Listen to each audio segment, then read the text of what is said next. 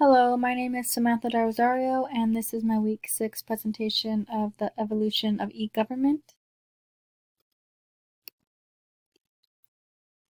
So, the evolution of e-government has been described as occurring in stages, such as moving from a basic electronic presence, providing web-based information, to simple interactions such as emails, interactive forms, and electronic transactions.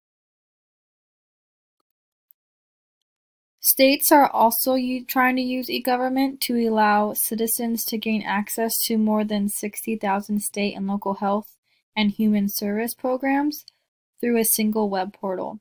Some governments have been lagging in creating these opportunities to gain engagement through technology, but according to a 2010 study, all American adults who used the internet said that they looked for more information or completed a transaction on a government website. About 23 participate in online discussions, and more than 85% since 2011 use social media. In the last few years, social media has been growing non-stop. Now we have so many different devices and have access to the internet in the comfort of our own home. We don't need to go down to any offices to make appointments. We can just call and schedule one right where we are. And we can also take our devices on the go and watch movies, browse social media, FaceTime in the car when we're going on a trip to keep us occupied. There are so many new avenues we can take when we talk about e-government, such as GoPros. I see so many people strap these on bikes, clothes, dogs, etc., and make videos and upload them to YouTube. We are able to receive services like Amazon Prime to get our packages delivered to our door, and now I don't remember when, I think it's been going on for a while, but they actually do Amazon Prime on Sundays now.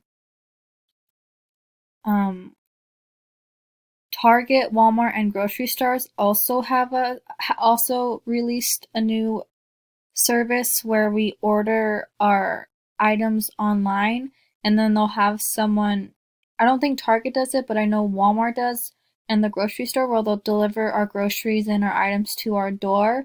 But Target now has a system where you order online and all you have to do is drive up into the little parking spot and they'll deliver your items to your car, so you don't have to get out and wait in line, etc. GPS has also changed over the years. Instead of using a map, we have the convenience of typing in an address on our phone or tablet, and the GPS navigates it for us and takes us to our destination. There have been trends going on, such as Pokemon Go, where you download the app and catch Pokemon depending on your location you're at. Overall, it is very unique how technology is popping up over the years, and just now what we can use at our fingertips.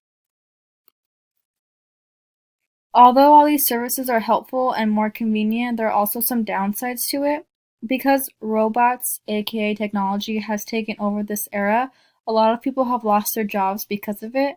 That means no income and potentially them losing their homes.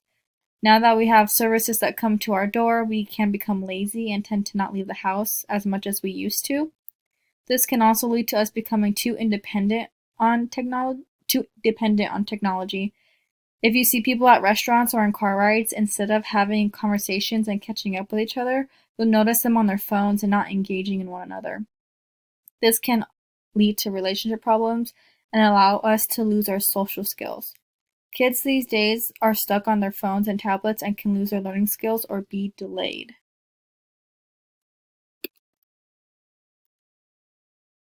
There are also upsides to having new technology. Technology has made it possible for the discovery of many multifunctional devices. It also has made our lives easier, faster, and better. It has revolutionized our world, and today we can get in touch with almost anyone in the world just by dialing a few numbers on the phone. We now have amazing tools and resources at our fingertips, and it also has changed the way we communicate, watch TV, new applications that have been invented, and has even changed our health. A good quote that I came across was, "The science of today is the technology of tomorrow," by Edward Teller. That is it for my presentation. Thank you.